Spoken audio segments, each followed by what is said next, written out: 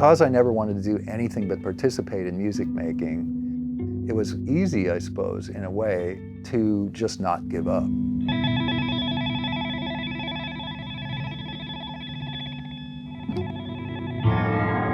Oh, that's amazing.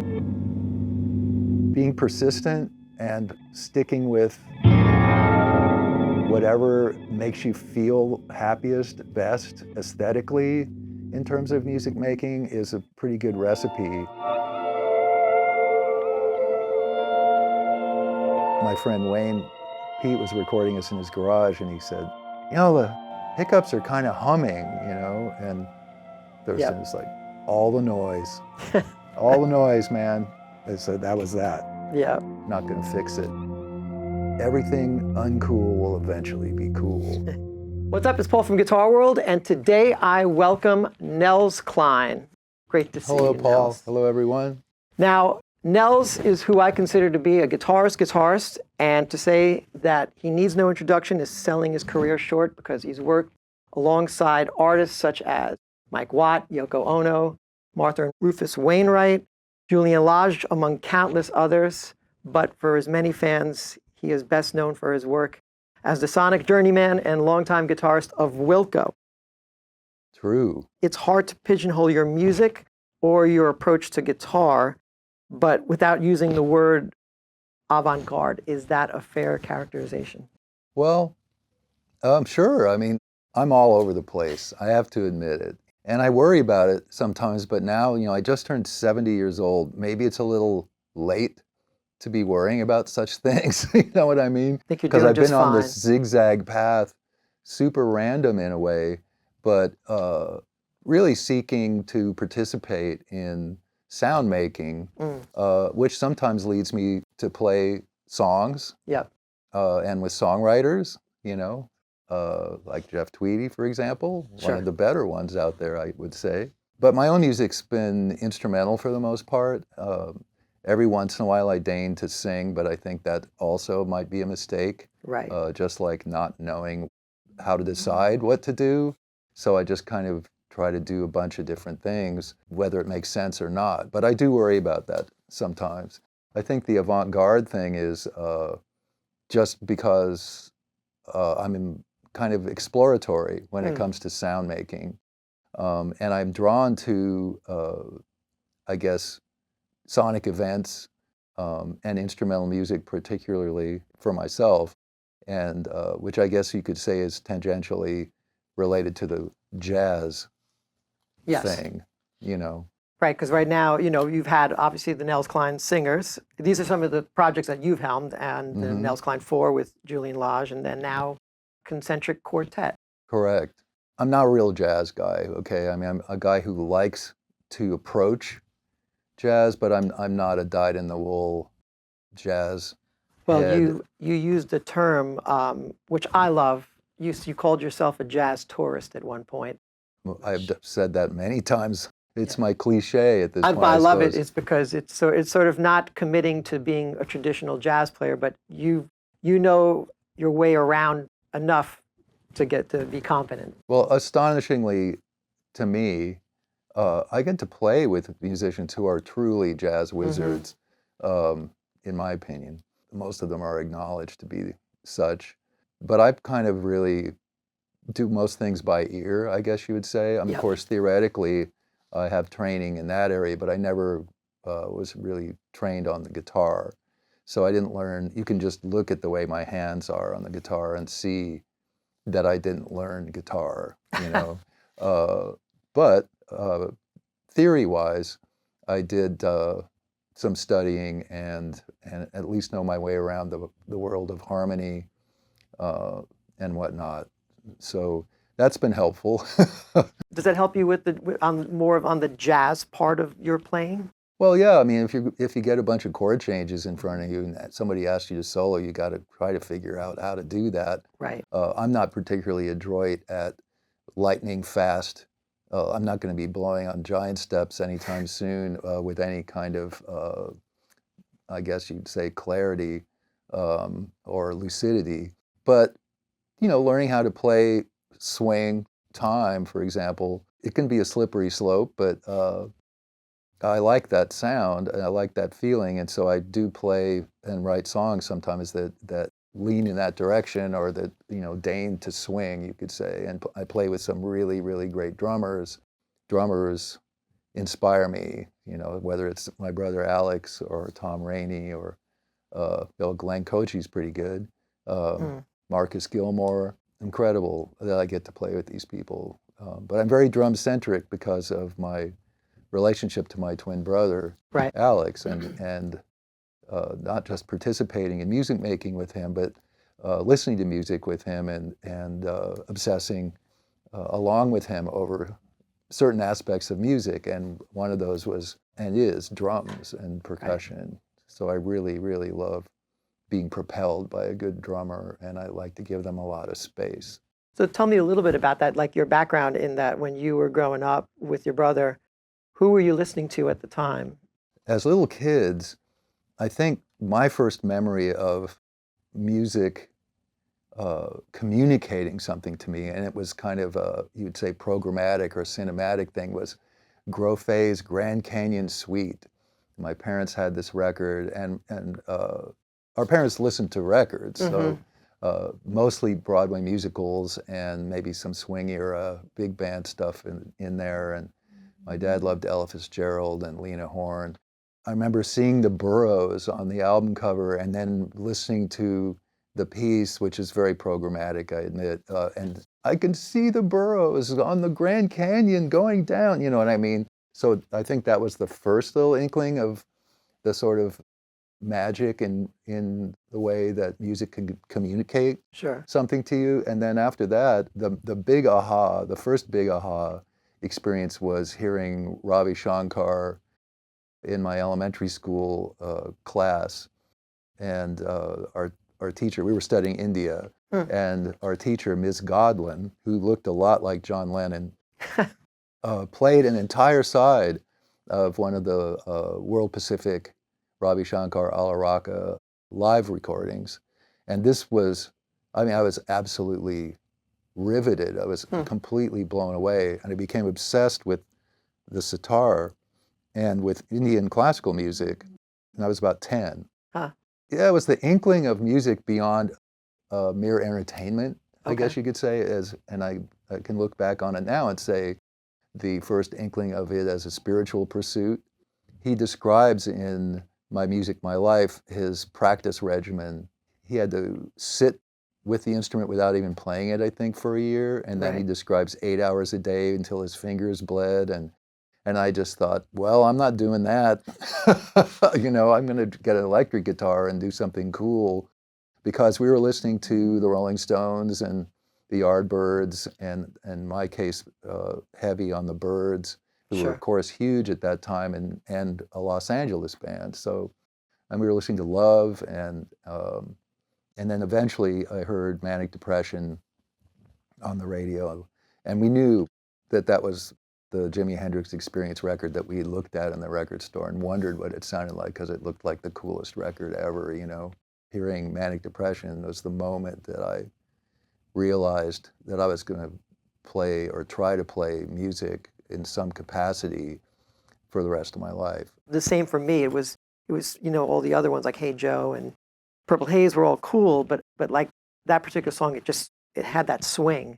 And then he's playing. It's Mitch Mitchell, yeah. And I think it's a lot emblematic of your style of playing, like some of the way how Hendrix sort of lets the rhythm that, you know, you got Noel and Mitch with that swing, rhythmic, you know, bedrock, and then Hendrix kind of sits there with the unison bends, gets into the feedback, and then swoops down with all the flurry of notes, which I think is a lot like how you play. It was, oh, well, I don't know about that. I mean, I never even tried to play like Jimmy until I was probably well into my 40s, and I was playing, maybe I was playing Maggot Brain with Mike Watt, and that's when all the Jimmy stuff started leaking out, even though it's Eddie Hazel, of course. Right. But he was kind of Jimmy-ish on that, you could say. The excitement of hearing Manic Depression cannot be overstated as far as how it felt at age 12. What was it about it, like in the sense of now, being that you were very much, as we can see here, having so many pedals, and like I find you that you were less concerned about virtuosity and more about color and texture. I was definitely concerned about virtuosity at certain points in my life because Sure. I think well, besides the fact that virtuosity can be exciting, it can also be cold and stultifyingly boring, you know, Sure. depending. But I think the combination of my exposure to Indian classical music, where, you know, basically things ramp up to a ridiculous degree in most ragas, and is an area in which virtuosity seems to not only have a place, but be consistently exhilarating. The sonic thing of manic depression, you asked, like, what was it about? It's kind of everything. It's really like the riff, the swing, this drum sound, like nice and loud, beautifully tuned drums. And I've said this many times before, but it did feel sort of like being jolted with electricity, but in benign electricity. Right, you know what I right. mean? I wasn't going to get electrocuted, but we were literally jumping up and down in my memory around the hi-fi.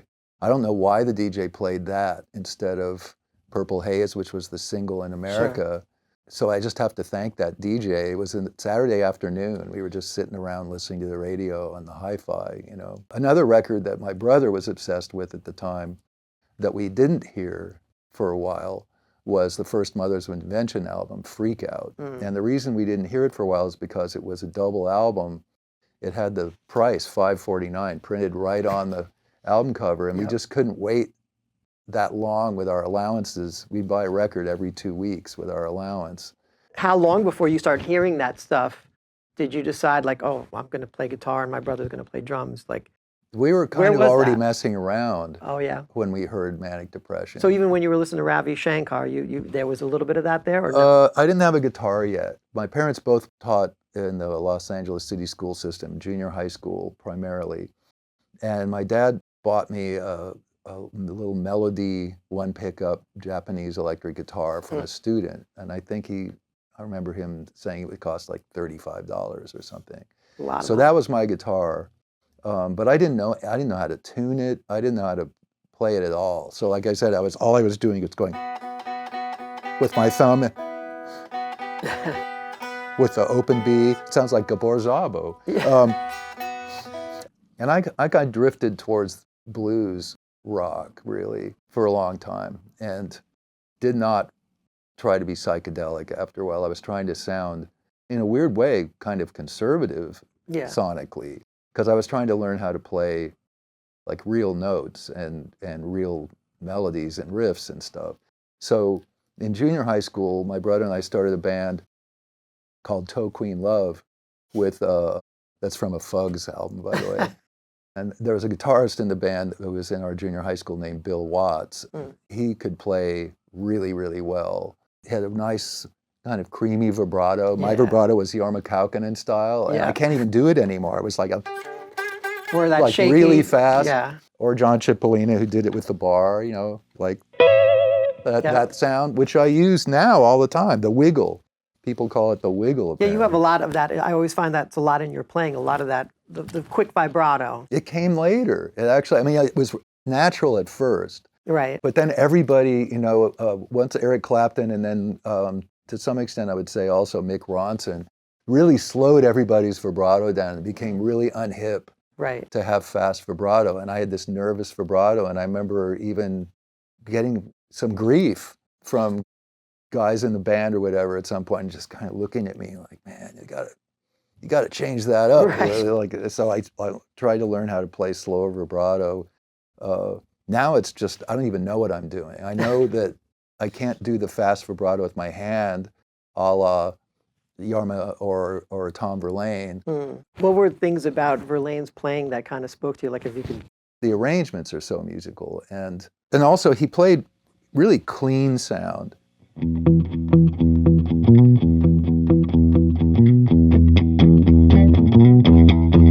know, friction. Yep. Yeah. That just that riff, and then, you know, I can't do it anymore. But then his soloing, which was kind of arrhythmic, interests me. So in something like, you know,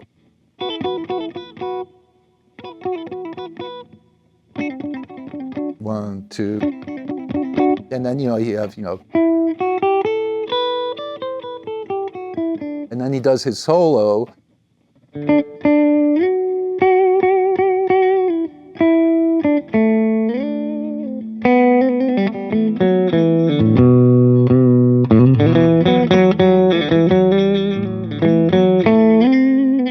I don't know. It's something. It's just. It's like you have this pulse, and he's not playing any sort of strict, like rhythmic phrases that fall on the groove so much. He's just. And I find this fascinating, but also just musically. And I'm sorry, that was a terrible imitation, but just musically, it's rich. It's rich musically, and it's still rock and roll. If you get to like Friction, which I was just playing. It's like, and it's, but the, I don't want to grow up, there's too much contradiction. Yeah. But B, give me friction. That's pretty punk rock. I mean, but that's kind of more like garage rock or classic, There's nothing particularly, safety pin in cheek, spiked hair about it, or Stooges like, or MC5 like, with these nice chiming guitars.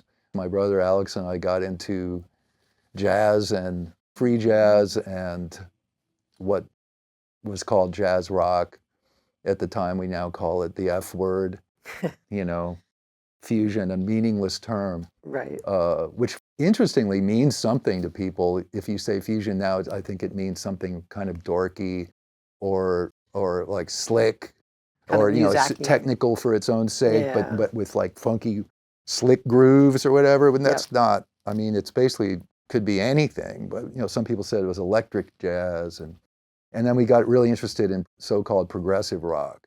Steve Howe really was a powerful influence at that point, and of course I couldn't approach his amazing technique but his versatility. Sometimes when I'm playing in Wilco and I have to try to play, I have my little slide here, and I have to play.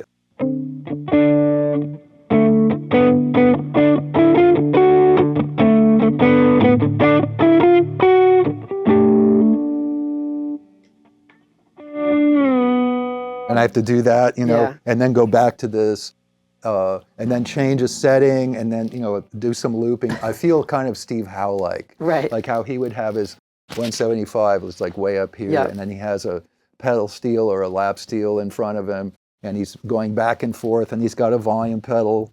And also I went to hear Focus at the Whiskey A Go-Go, and Jan Ackerman tore my head open. Really? Yeah, almost literally, because he was so loud and so trebly. Kind of the power and randomness and also attitude in his playing. I think that attitude wasn't something that I was particularly striving for. It had this snarl.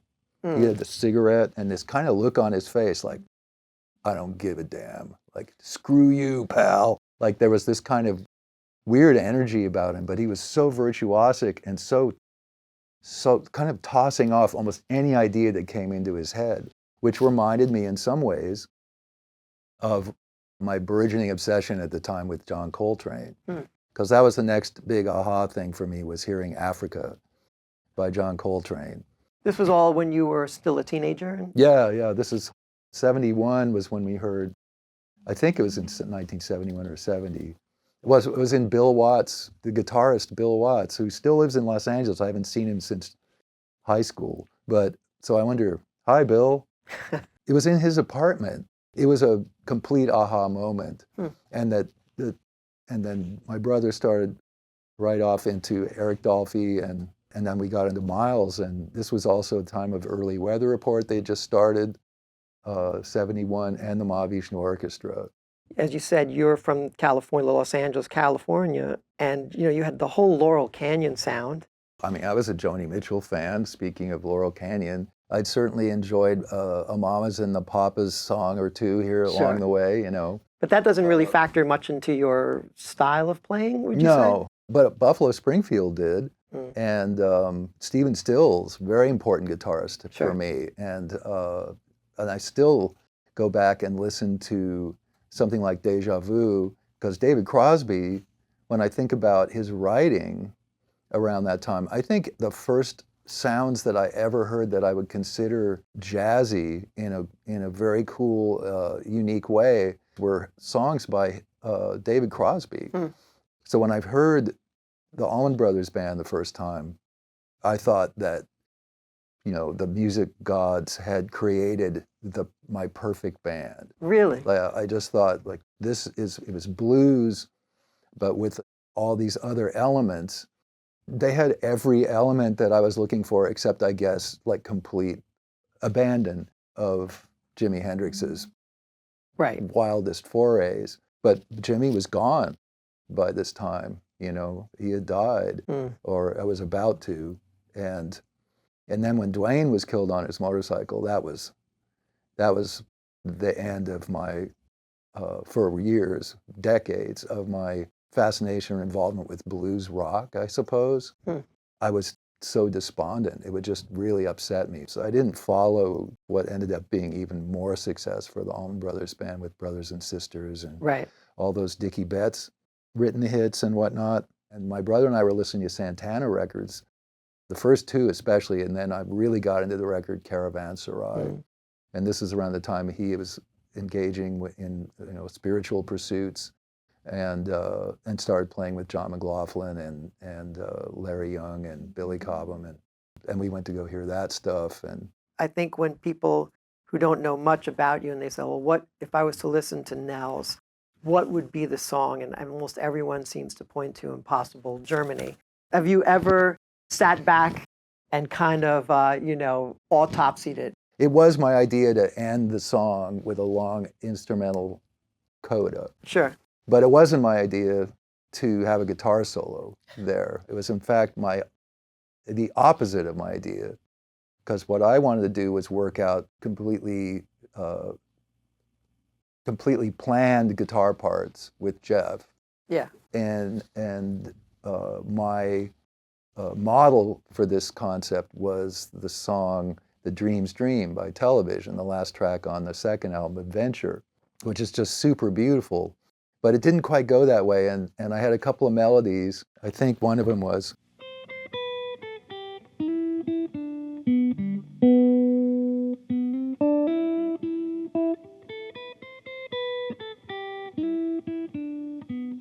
and then this one. Those were the two I got out before Jeff and Patrick started messing and dissecting and harmonizing. And so later, 2 hours later, with little grins on their faces, they're like, "What do you think?" You know? And I said, "Great, what do I do?" And Jeff said, "You just solo." Oh man, really? So here is just.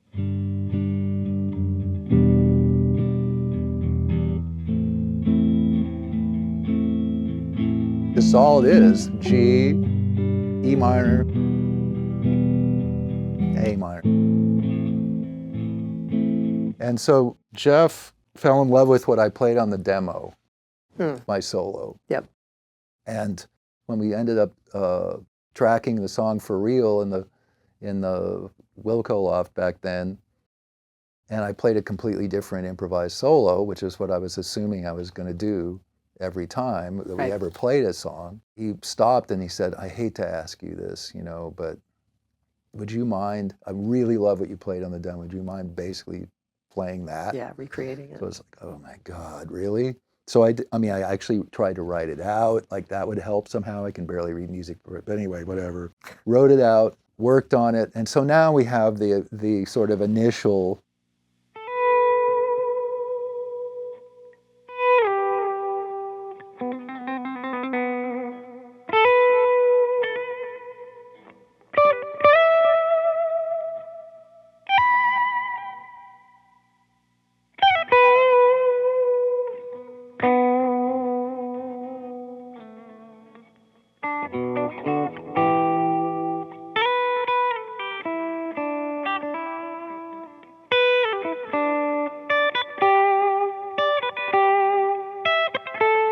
and then I can improvise after that.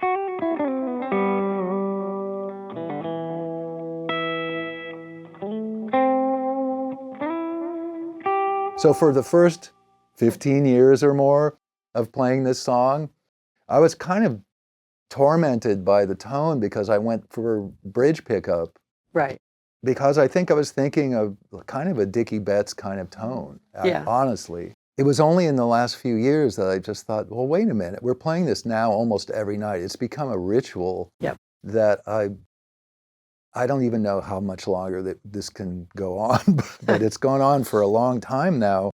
And so about 3 years ago, maybe, it was for the first time, by the time I got to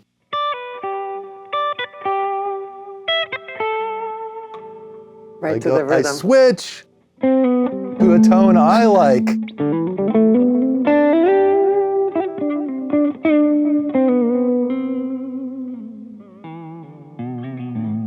And I'm much more comfortable with that. So, but the other thing is, of course, predictably, it's gotten longer and longer. And in a way, without me realizing it. Mm-hmm. You know, until people come up and say, man, that one was 9 minutes. And I go like, what? You know, so I get like absorbed in it, but also it has to ramp up because Right. we get to all that. You're building it. All that stuff. After all these years, I still can't think of another song on the playlist in the vernacular that has a long guitar solo. Because even in metal, the guitar solo is still a really big thing, but it's usually really short. Sure. Yeah. And I'm not talking about Dream Theater or something, but Right. I'm talking about like, if you're playing with Ozzy or something, and you just go like, and then that's the solo, you know what I mean? Right, exactly. And you build up to the fast part. And while you're doing like, or something, That's great.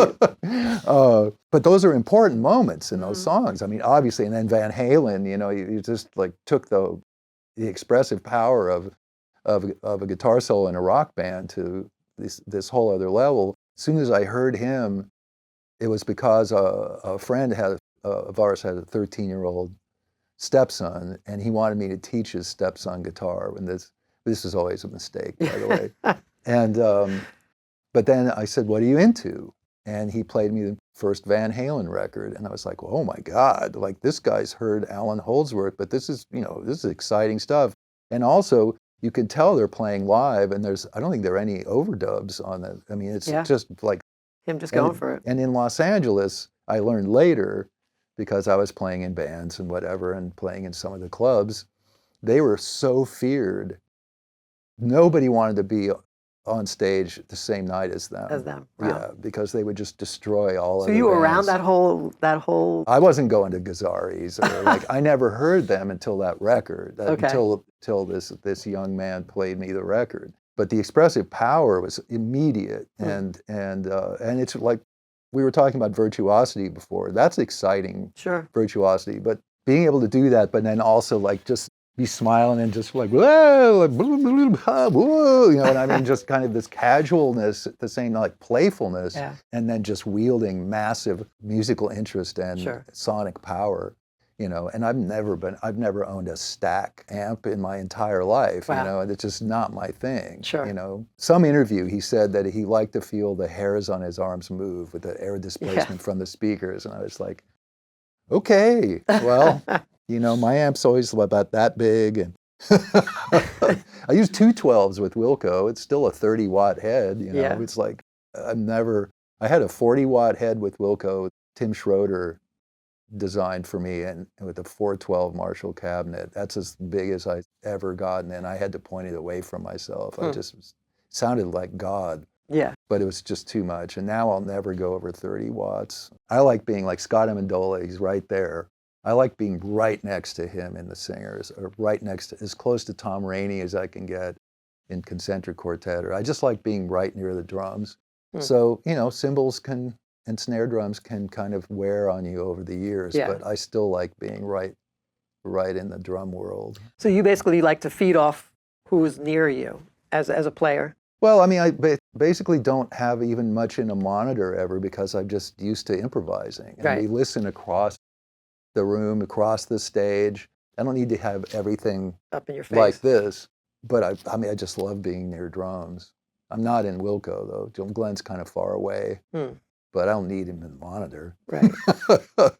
How did you end up getting into Wilco? Like, what was the appeal for you? And then, of course, how did they find you? Well, it's super random. Number one, I wasn't looking to join a prominent rock band. Right. I was trying to play my own music and play with improvisers in California, and just kind of driving up and down the West Coast, and had formed this band, The Singers, initially with Scott Amendola and then Devin Hoff, now Deborah Hoff. And they were in Oakland and I was in Los Angeles, so I couldn't even do it till I got a car that would make the trip. So when I finally got a decent car, Scott and I started playing more together in various situations, and then I started with this trio, The Singers, which became a larger band over time. That's what I was trying to do. And I had a concert series for a little while in Santa Monica, California on Monday nights, and my first trio with Michael Preussner and Bob Mayer anchored it. Now this is for Nels years. Cline and Just Singers. This is a trio. This is Oh, before trio, the sorry. Singers. Before Yeah, the we Singers. made a few records and played a lot around Southern California. By the time I was playing with the Singers, which was now, I think, 21, 22 years ago, I was up and down the West Coast, but not doing all that well financially, we could say. After, I was also playing with my then partner, Carla Bozulich. After the Geraldine Fibbers, we started a duo called Scarnella, and I started playing in her band, which was just her name. And we opened for Wilco in 2003. But I had met Jeff when I was on tour with the Geraldine Fibbers as a sub for Daniel Keenan, their original guitar player, because we were opening for Golden Smog. And Golden Smog was Jeff and Mark and Gary from the Jayhawks and Dan from Soul Asylum. It was like their fun side project, mostly Minneapolis guys, and Jeff's the Chicago guy. Carla Bozulich, the leader of the Geraldine Fibbers, and Jeff became friendly, and she stayed in touch with him over the years. And so when he asked her to open for Wilco in 2003, I was playing with her and re-met Jeff and met everybody else. Eventually, like when we play Chicago, if we needed something, Jeff would lend us gear, and like he was always very kind, but I didn't really know him. Right. So when Leroy Bach left Wilco, after recording A Ghost Is Born, Jeff remembered me playing not just with the Fibbers, but with Carla, where I was playing some lap steel. Yep. I was playing some country kind of stuff because we were doing a lot of songs from her reimagining of the Willie Nelson album, Red-Headed Stranger. And so he thought, what if? But to this day, I've never asked who suggested me, because he'd already tapped Pat Sansone to come in. He was our bassist, John Steerett's musical partner in the Autumn Defense. And he's one of these guys who can do everything. I mean, knows a million songs, plays keyboards, guitar, sings, plays bass if necessary. He's one of those guys. Yeah. So he's an obvious choice. Leroy was also playing keyboards and guitar, but Patrick also has this amazing voice. So I don't know if it was Glenn who thought, or if Jeff was just sort of thinking out loud at some point and he wanted some kind of, like, I don't know what, wild card? I have no idea. I still don't know. After in March, it'll be 22 years. Wow. When he called Carla first, I think thinking that this would be kind of a heavy change in my life, because Carla and I were doing music together and been asked to go on tour with some people that I wasn't really particularly musically passionate about, but I was so poor, I'd stopped the day job thing. I was trying not to have a day job after almost 18 years of day jobs, and I was pushing 50 years old at this point, and I thought, I think I might have to get a job again. I thought, like, okay, I've never had a job that had a computer cash register. I never had to clock in. I always had these like bookstore and record store jobs. Sold Christmas trees one time. A lot of musicians have done far more crazier jobs how many, like, imagine getting in your cab and Philip Glass is your cab driver. He was a cab driver. Yeah. Tom Rainey was a cab driver, the great drummer I play with. That's a hard job. Sure. So my jobs weren't hard. I wanted, little responsibility, but of course, concomitantly, little pay. But I was trying not to do that anymore. And I thought, like, what am I going to do? I'm almost 50 years old. My jobs have never had any kind of normal parameters as far as how to do them. clock in, use the computer cash register or whatever, wear the uniform, I don't know what, but I thought maybe Starbucks, they'll probably take somebody with no experience and I can just learn how to do it, And that's when Jeff called. It sounds like apocryphal, but it's actually a true story. I was driving down from the Bay Area. I had played with Scott and Devin, now Devra, and I played with Jessica Lurie, this excellent woodwind player. We made a record. We played gigs around Oakland, Berkeley, San Francisco, and I think I had something like $800, and I was like, yeah! And then I realized, I have to pay my rent. Well, that leaves $200. Well, that's not terrible, but I think I should get a job. And that's when Carla called my cell phone and said that Jeff had called. And I knew the music was not going to be predictable. Right. I knew that the stylistic parameters were pretty vast. I knew that I liked Jeff's songwriting. And I knew that I liked everybody in the band, not just musically, but personally. I hadn't met Patrick yet, but, and so Jeff sent me an unmastered version of A Ghost Is Born. I'm not even sure if it was sequenced or not, but it did start with, at least that's what you said. When I heard that song, I was just like, oh yeah, I can get with this. It's still a big favorite of mine. And it reminded me happily, in a way, of kind of a Neil Crazy Horse kind of.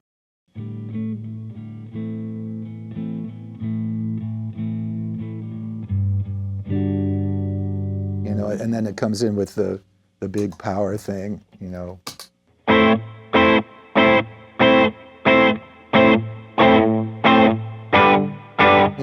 And then the riff that was just riffs that changed my life. Well, in a way, maybe this one did. Now that we're on it with this.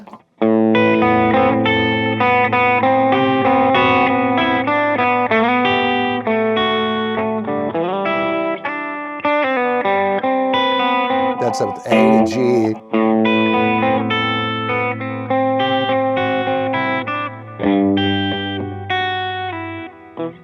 So it's that, and then he solos, and then that's it. We freak out on two chords.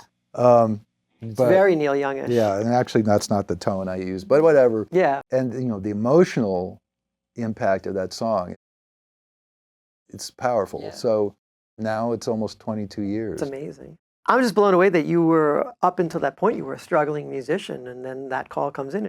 It's life-changing. The weird thing is, I wanted to move to New York in the 70s. My brother and I had been here with our family in 67 and 68 in the summer. And then in the summer of 76, my brother Alex and I came on a jazz pilgrimage and went to go hear everything we could hear. Loft jazz was happening. We were really into the free jazz thing. We knew some of the musicians we had jammed with, and people like Oliver Lake and Julius Hemphill and Vikita Carroll and folks like that. And then we went to go hear the Herbie Hancock retrospective and the tribute to John Coltrane at Carnegie Hall with McCoy Tyner's band and Elvin Jones' band, and went to Boomers and heard all the hard bop guys, and like Eddie Henderson was there with Kirk Lightsey, and maybe it was Michael Carvin on drums. And I just thought, like, okay, I don't even know how to order coffee here, and everybody scares me, but I like this. You fit in. I like New York. California, the West Coast, not really the place necessarily to make a decent living playing your own music, instrumental music, even though people love guitar. And so I'm lucky that way, because my skill set, it's not exemplary, but I have versatility now, which I never was striving for. Versatility, I think, was a survival mechanism for me.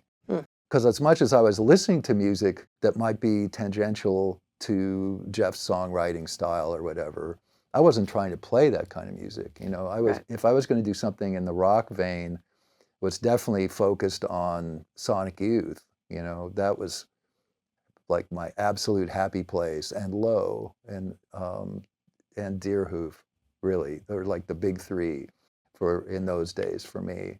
And I still listen to them all the time, all these bands. And Deerhoof are still going strong and doing incredible music to this day. I just think it's hard for anybody, even in New York City, but if you're here and you have this amazing stable of musicians and you can get over to Europe and play, which was always the thing, I think I would have been doing a little better. But I was also like way too insecure about my abilities to move to New York, and it wasn't going to work for my personal life. But then I finally moved here, and it's my favorite place. You know, besides Tokyo is pretty amazing. But I have family in Japan at this point, so not in Tokyo. But as cities go, maybe they're my favorites. I realize that New York is ridiculous in so many ways, but I don't care. Damn it. How did you get to this point with all using these effects into Wilco? Like, how did you become that guy? Okay, so when I was in high school, it was just straight into the amp with reverb, okay? And sometimes when I hear D. Boon from the Minutemen, there's who are incredibly important to me and got me completely single-handedly almost immersed into the Los Angeles so-called punk scene. And I listened to D. Boon play, and his melodic thing is so similar to the way I played in high school, you know, and I don't even think I can get that sound now, but I had reverb on my amp, my old acoustic 150. So I didn't use effects. Like when I was 12, I had a fuzz box and a wah-wah pedal, but I didn't even know how to play. Right. So a lot of times I would just put the guitar up and down my little blue chip stamp amplifier and just do feedback. And I had a tremolo on my second guitar. It was a Pen, Penn, made in Japan. 3 pickups, man. And it was like, you know, and that's all I did. And then play like an E chord, you know, like the first Wire album, Pink Flag. This was when I heard that record, I was like, wow, there's a song on that record that all it is, I think, is just.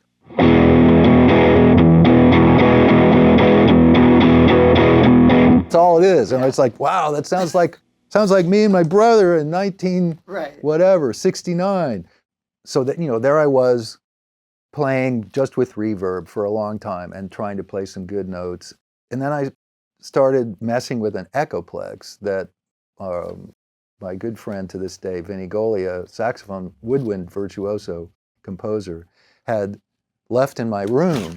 And I started improvising with my brother Alex and this man named Brian Horner, who I had met in college, who played what we now call analog synthesizers. Yep. And he also played ethnic resistance flutes of various varieties into his Hohner Echo, tape Echo. Wow. And my mother's best friend's father had a lap steel, and she knew it was in the attic or in storage or something after he'd passed away. So she gave me a Gibson BR9 lap steel, which I didn't know how to play at all. So I just detuned it and then started making space noise with the Echoplex. Right. And so to this day, that's what started me on pedals, I guess. Because I realized that I could actually imagine what these things could do and how they could be put together. Fred Frith became incredibly important, and still is, in terms of prepared guitar, different tunings, and open tunings, influenced very much by Ralph Towner. Mm-hmm. And then adding all of it together is kind of how I ended up where I am. So I'll show you what's here. Yeah. And then try to play something. You know, I have delay, I have various distortion devices. You know, the newest one here that I've just acquired is this Benson Deep Sea Diver Fuzz Echo, which is my friend Jessica Dobson's thing. Yeah. And she's amazing. The Goo, which was my signature distortion pedal, they were only 250 made. At least everyone got them. Vibrato pedal, the old boss. My Octonaut that was given to me. This is a good overdrive. No, it's not. I don't have a Klon Centaur here because it's too big. Yep.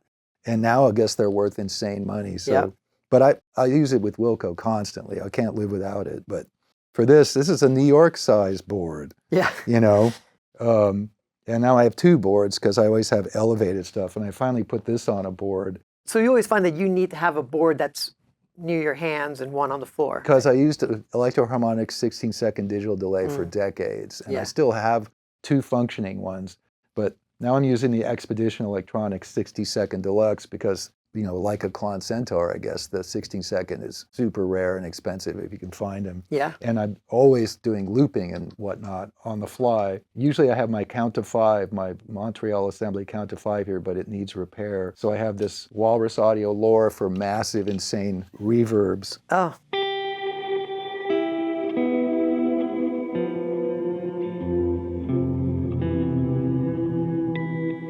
Which I realize sounds really great reverse into the Expedition, which also, and then I have my fake Echoplex on my Kaoss Pad,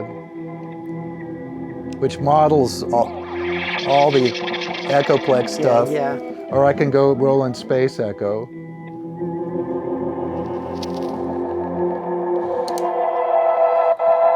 Does modulation.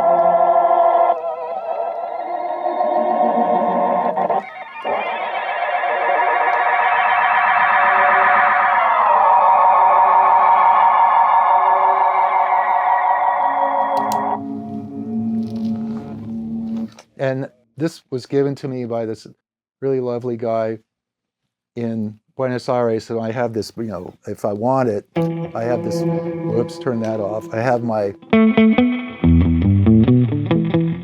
fake spring reverb and amp tremolo here. So it's a trem and a reverb. Yeah. Malibu by Singletone of Buenos Aires. And then my Neunaber, or however they say it, probably incorrectly. Reverb, digital reverb. Yeah. Something like that. If it's German, it should be Neunaber, but I don't know what they call it. They're in Los Angeles, I think. So and I have my detuning pedal. I used to always have a Whammy 1, which I still love. Yeah. But it's big and rare and it doesn't fit on the board. So I almost always end up with more stuff. But I have this pitch bay, which Earthquaker hasn't made for ages, which was not a good harmonizer pedal. But Right. if all you do is this,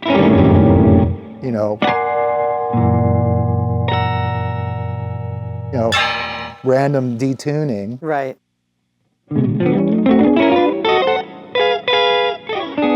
Which is good with a lot of vibrato. I have an inadvertent diminished sound here. Let's change that.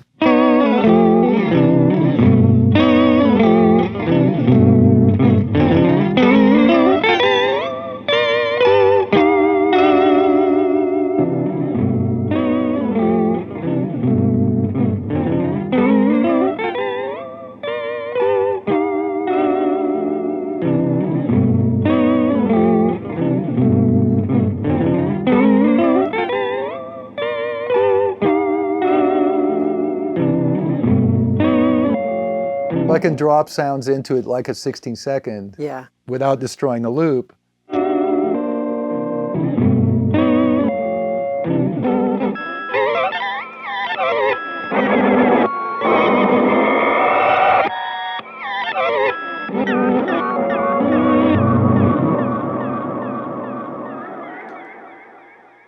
So to do something more musical in a conventional sense, well, actually, sometimes preparation is important. So Fred Frith, very big on the alligator clips at certain points in his career. So these go out on tour with you? They're always in my bag. I don't use them with Wilco, though. But certainly, I just was playing at a Basement, this concert series the other night, solo, and I got a lot of mileage out of the alligator clips. So are you strategically placing them there for a reason, or is that just... Yeah, I like to pick the fret spot, but I think I'm just going to do this. I'll get on there. Get this to actually bounce. There we go. So I think I started the whole thing like this.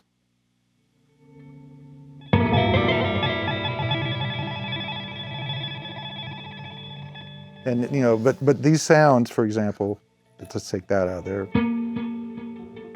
A little too tight. Okay, here we go. Turn off this delay.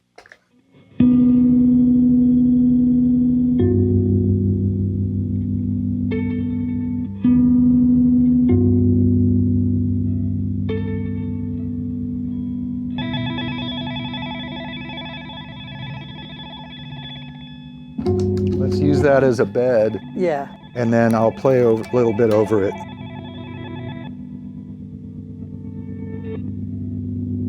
You can always use my...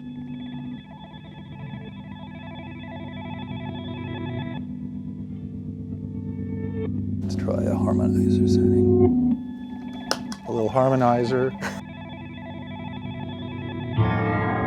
Oh, that's amazing.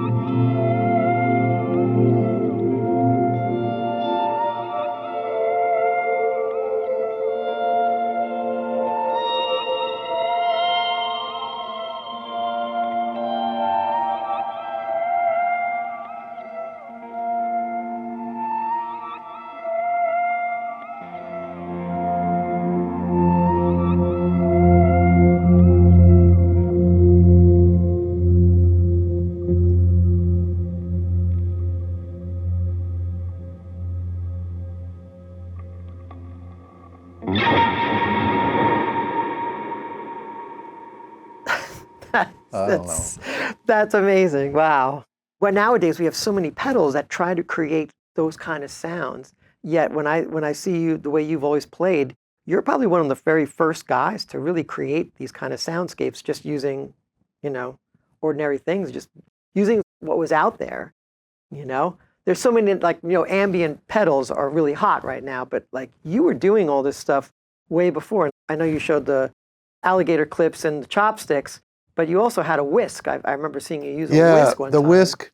the whisk kind of went away, Yeah. but I used to use the whisk, and that was only because, well, for one thing, having seen Fred Frith, he would have a guitar totally detuned into whatever tuning on a table, and then he would drop something. Yeah. He had rice grains. Right. What I mean, but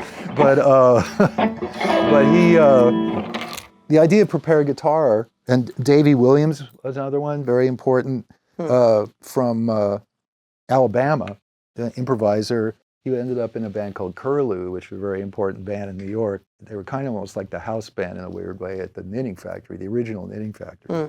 But anyway, so the egg whisk, when my family was moving a dear friend's stuff out. She had passed away, moving out of her apartment. On the top of a box was this egg whisk that had come out of the kitchen. Here's a mini egg whisk. I saw the windings on the handle, Right. and immediately thought, you know, let's put a harmonizer on it too, just for laughs. And a little delay. What do you think?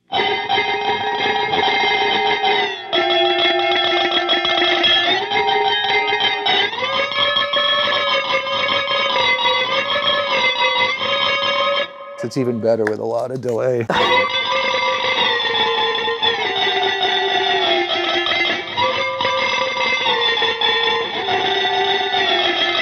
So you have, you know, you can always loop that and run it in reverse and speed it up.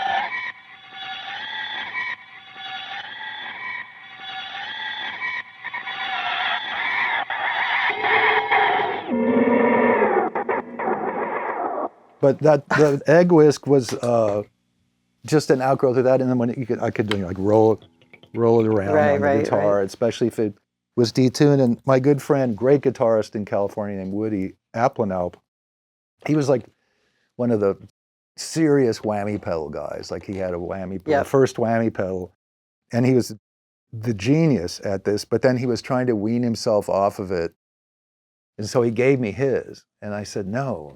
I tried to give it back to him 5 times. By the 5th time, I was kind of hooked on the whammy pedal. And not to go, but like the harmonizing aspect of it, to make tracks an octave really well.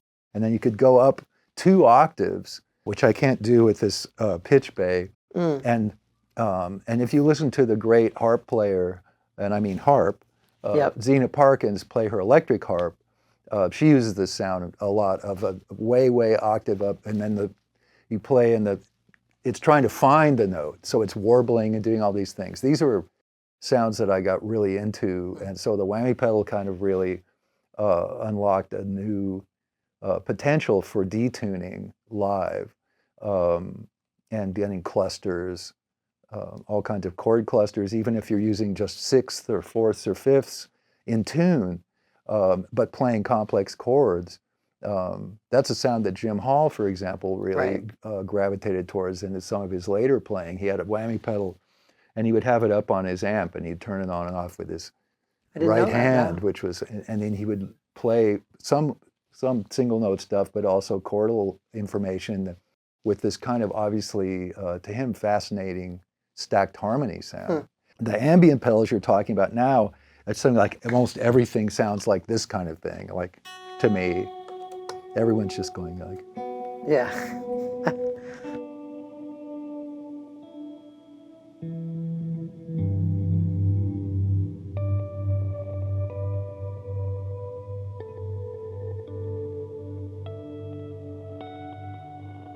it's just kind of too easy in a way. I mean, I think, and also I worry that when you hear some of these kinds of sounds, that everybody kind of sounds the same. Like, yeah, listen, I agree. Because it's instant satisfaction you can get out of it. It is. You know.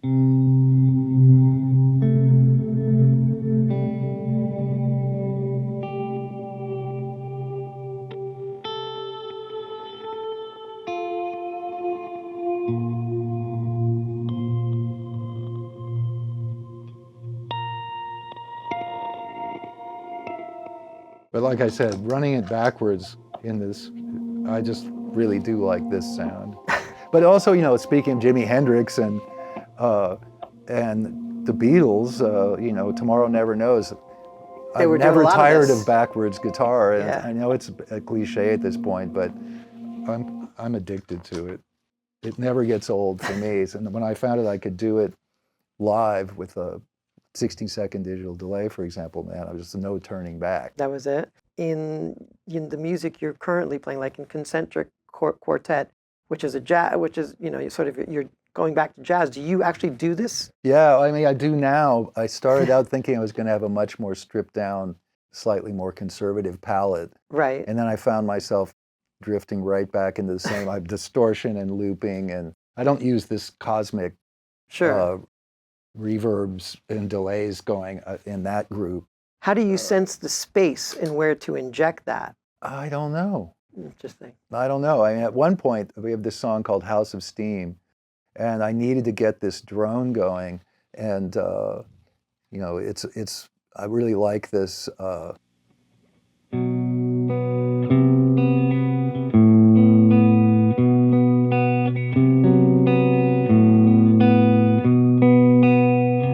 So that's this kind of vamp going, but then it comes in this A flat minor chord, and then major, minor.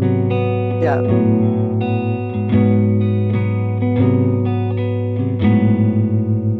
So it's this kind of A flat Phrygian, major minor Phrygian thing. But I needed to have this. So I was like, damn it, I'm gonna have to get a looping device going.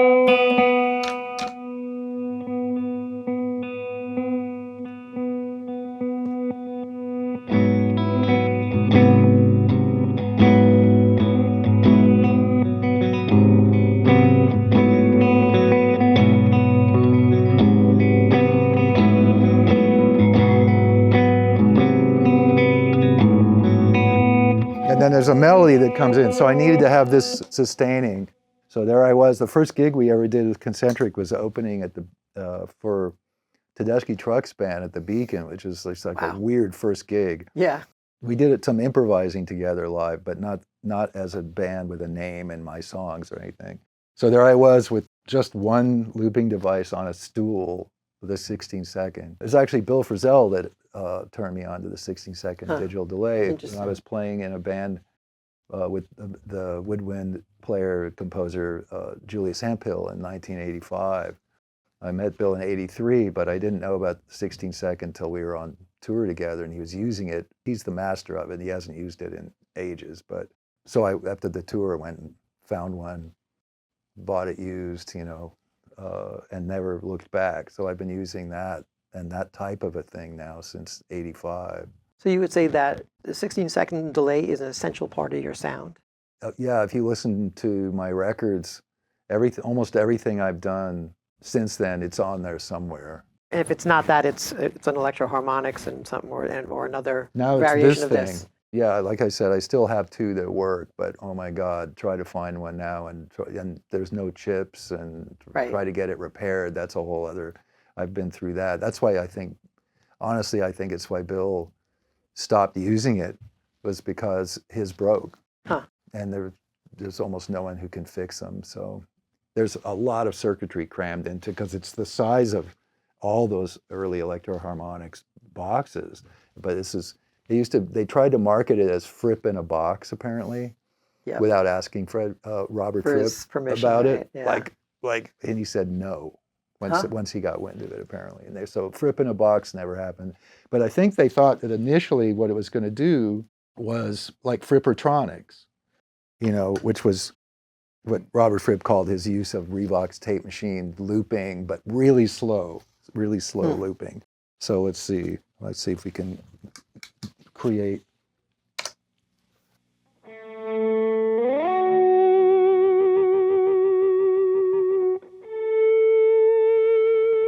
Trying to get my Robert Fripp vibrato going.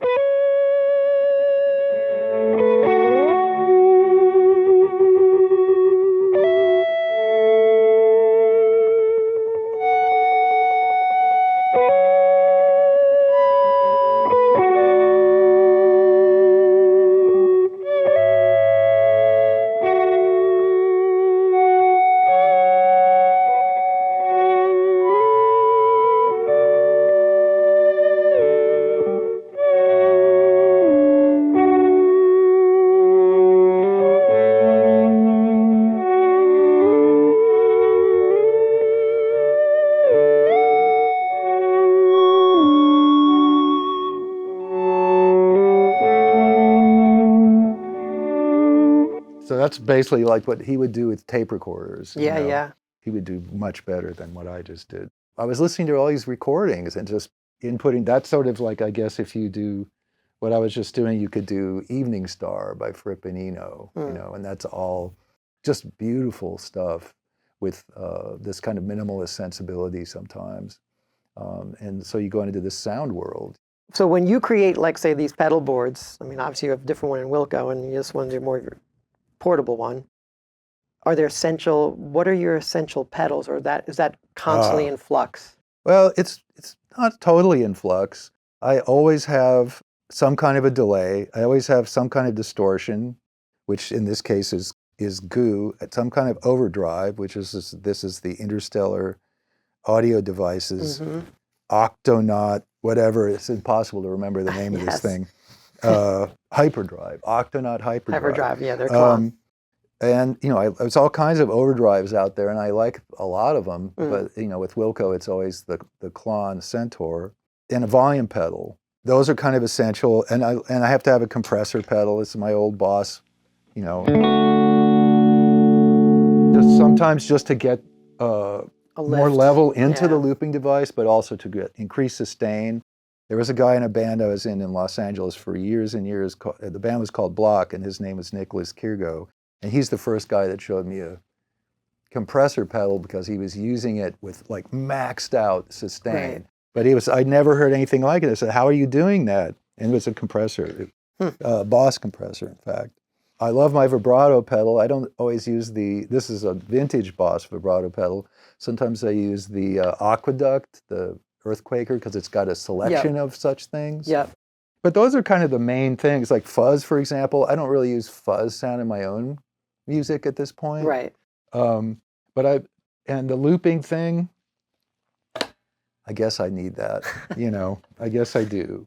I always have my Kaoss Pad on my looping device if I'm going to do this sort of thing, because I've used them together for so long that when I've tried to do just looping and not adding all this fake tape delay and stuff, I miss it. You said the Kaoss adds a bit of the tape delay. I'm doing all fake tape delay modeling, Echoplex.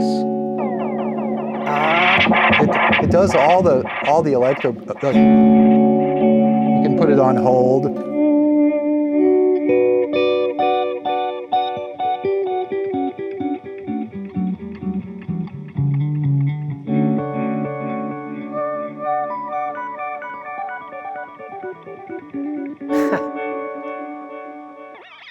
But also, here's one fun thing to do. Let's see. I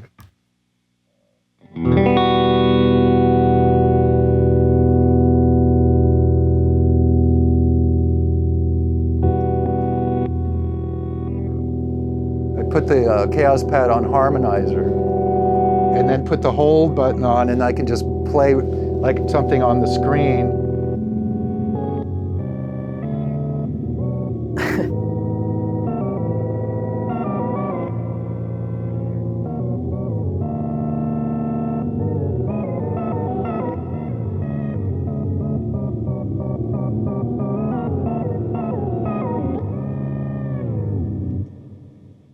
It has reverb on it you can't get rid of, though. Wow.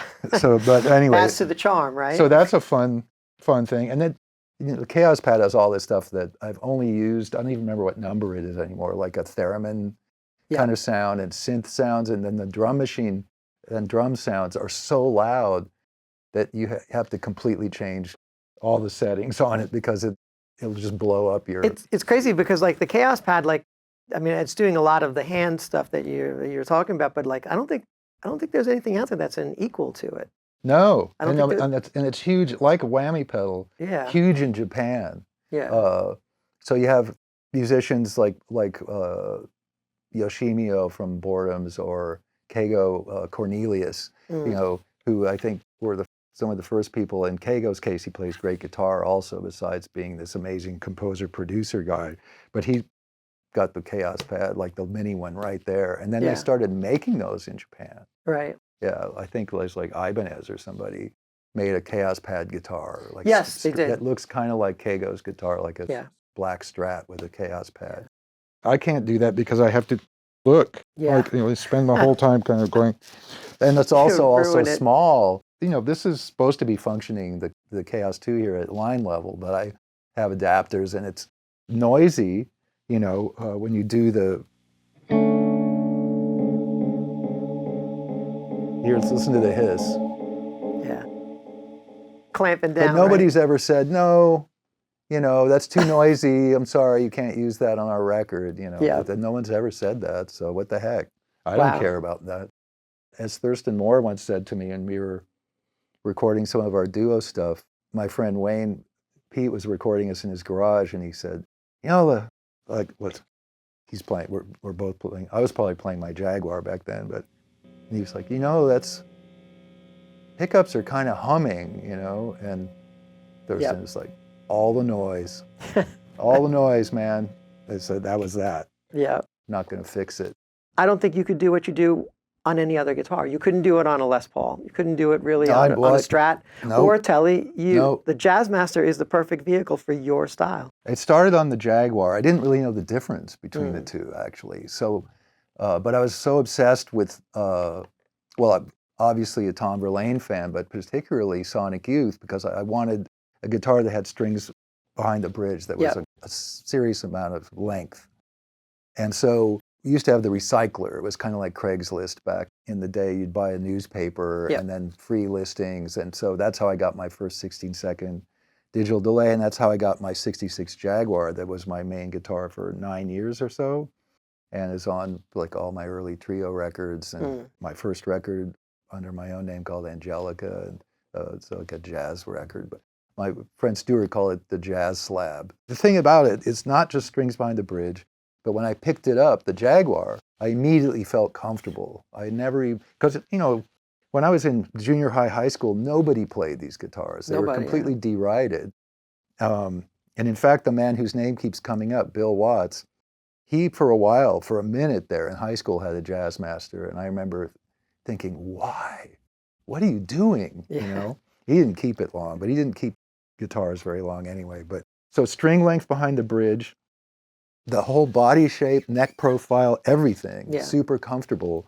And then having tremolo, it's very important to me. I realized that even though I have all these guitars at this point, which is ridiculous, that if I don't have a tremolo of some sort and string length behind the bridge, the guitar is not going to get used very much in my case. And the other thing about, and in spite of how distressed this is, this one was once broken in half, not by me, and re-glued. I can see it, yeah. I got this here, I got it in Brooklyn at Southside, this one. This is probably the most I ever paid for a Jazzmaster because I bought it 15 years ago when things had changed. Because my main one, the one I bought from Mike Watt, that was $800. I remember thinking like, oh God, it's so expensive. Yeah, right. And that turns out to be an early 1960. This is, I thought it was a 59 for about the first 15, 20 years. You can see it's distressed. But my point is, it can take it. Yeah. Okay? A Les Paul can't take it. Gibsons in general, I mean, I'm just going to destroy the neck, probably break before anything else. So durability, it's another thing, And I don't play all my guitars this hard, but this guitar can do anything. And the other thing is that I always use the rhythm setting. And, you can hear, let's see, let's get a normal tone. Rhythm setting.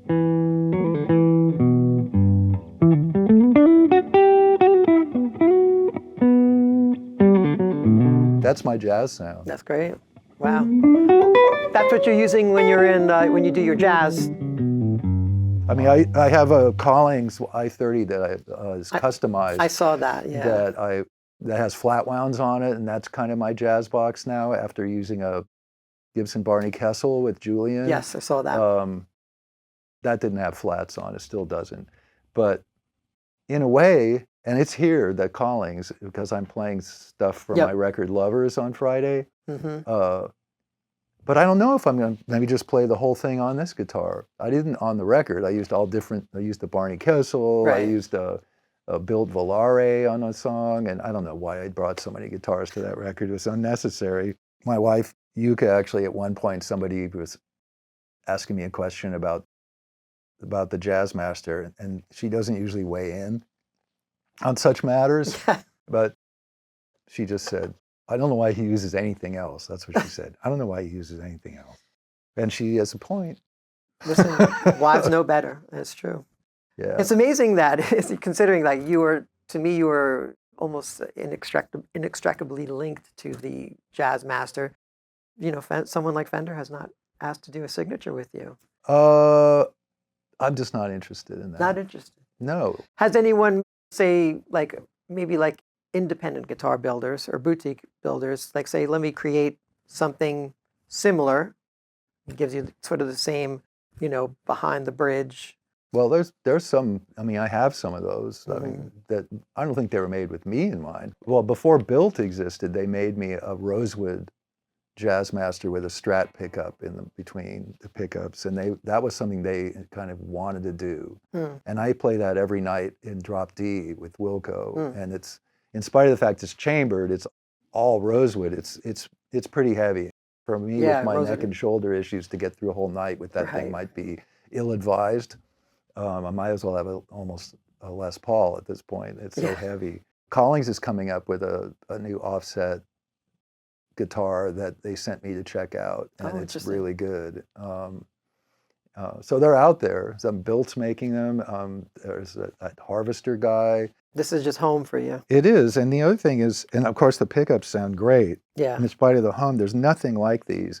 So I have some hum canceling fake Jazzmasters. I have, you know, kit masters with hum canceling pickups in them, and that can be important when you get into a theater with Wilco and the electricity is so noisy. Yeah, I understand, yeah. A couple of times they had routed the power right under the stage. So I'm standing right over all this wiring that's just roaring noise.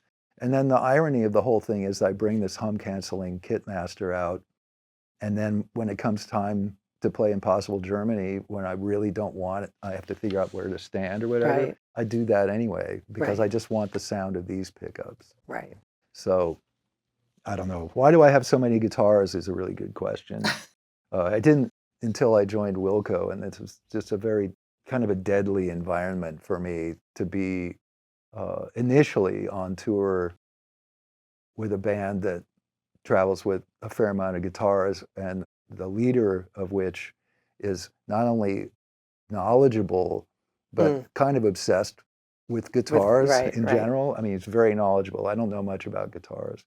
But I didn't have kids, no kids to put through school, and so I just started going to music stores kind of once in a while on tour as just for fun, and then I'd see some wacky-looking guitar from the '60s or my beloved, you know, Silvertones and Jerry Jones, which don't have strings behind the bridge, but I love the sound of those lipstick case pickups and the, I don't know. So I started acquiring guitars, and if you just buy a few guitars every year, and you're in a band for now almost 22 years, do the math. Yeah.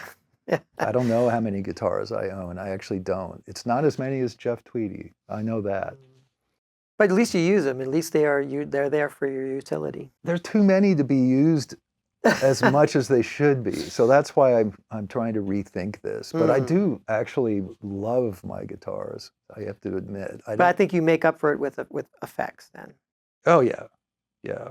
Do you feel that that companies, like, just when a new effect comes out, like, well, let's just send it to Nels, see what he thinks of it? It happens. You get that? It happens, yeah. I usually try to buy them maybe at a discount so I don't have to be on their website saying it's the greatest pedal ever made or something. I feel like obligated. But yeah, good stuff comes along.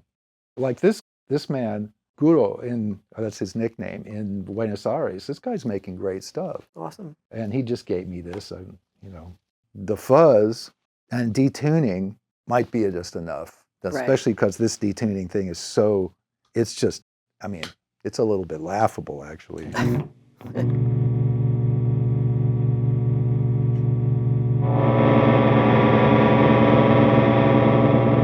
mean, that's kind of glitchy.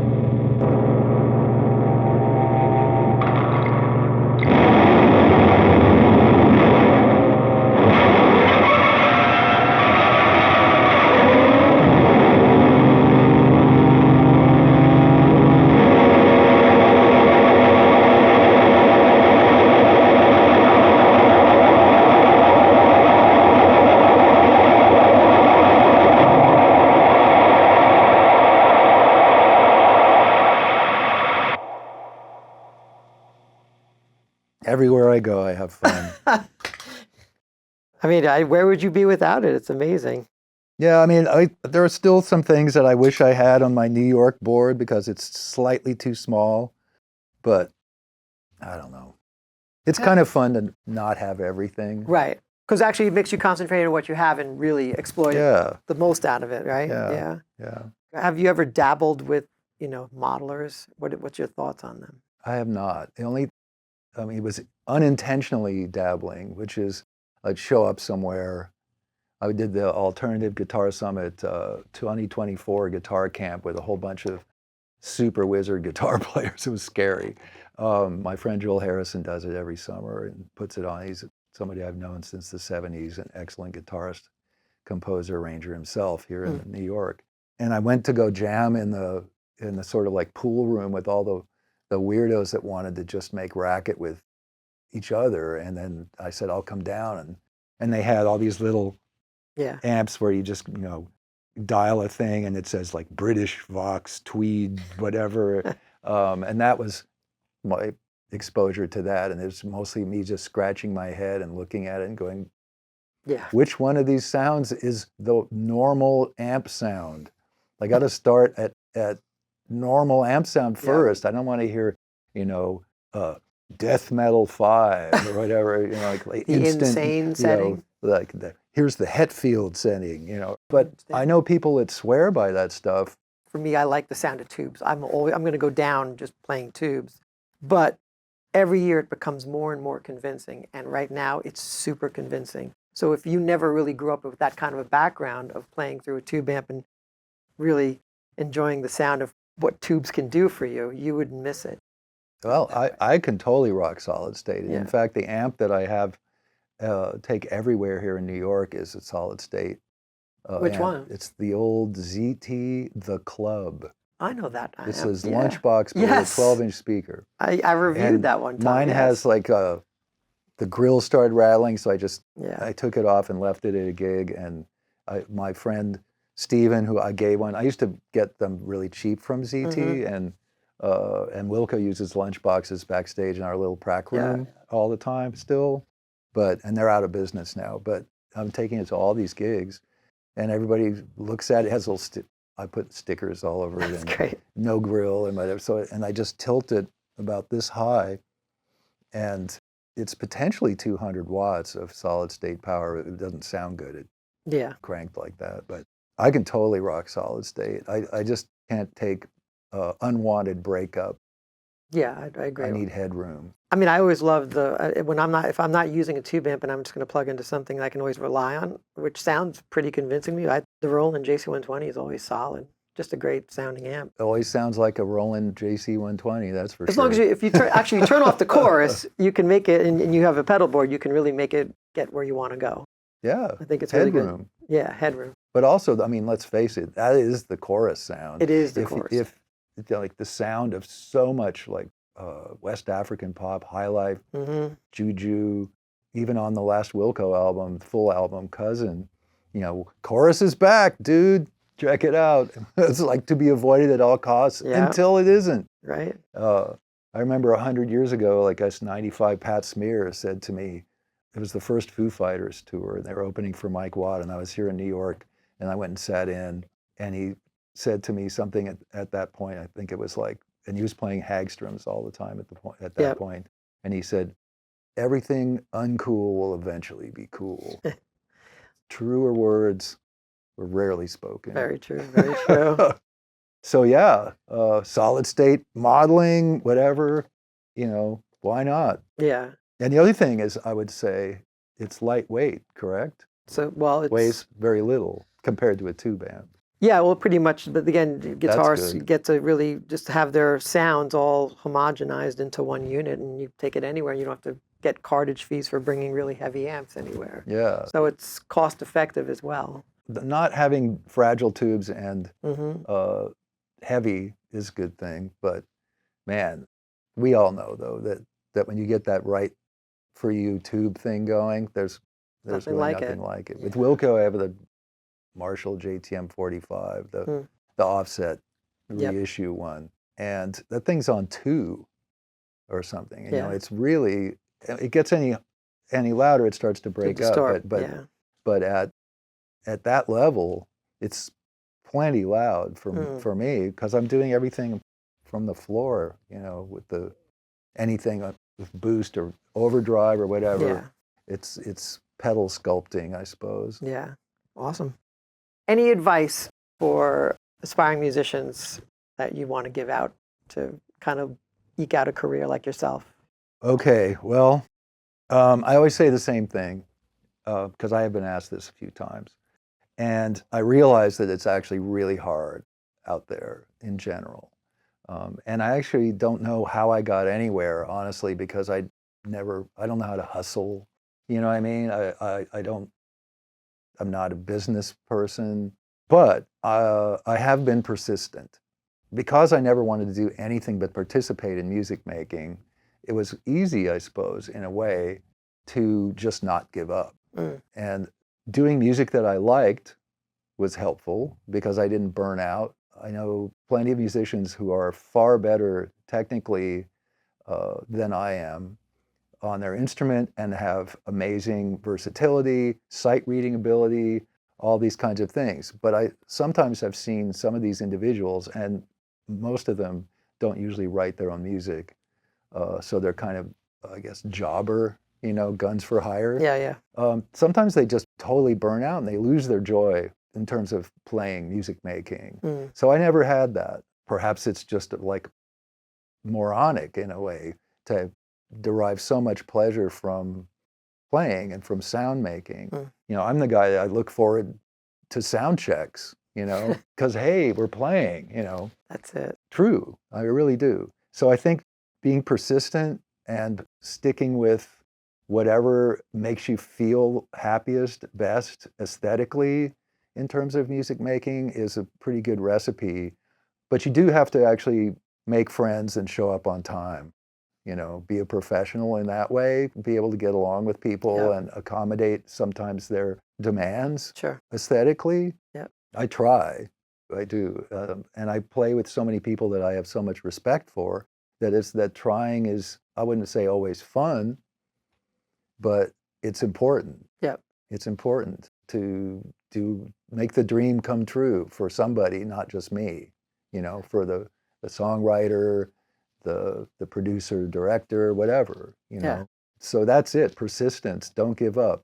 The other thing I tell people is put the number of strings on the guitar that work for you. It doesn't have to be 6, 5 worked pretty well for Keith Richards or Buzz or whomever, and put it in the tuning that works for you. But if you want to play with other people, learn standard tuning and chords and where the notes are. Because otherwise you're going to be taking a lot of grief from people who don't think you know what you're doing.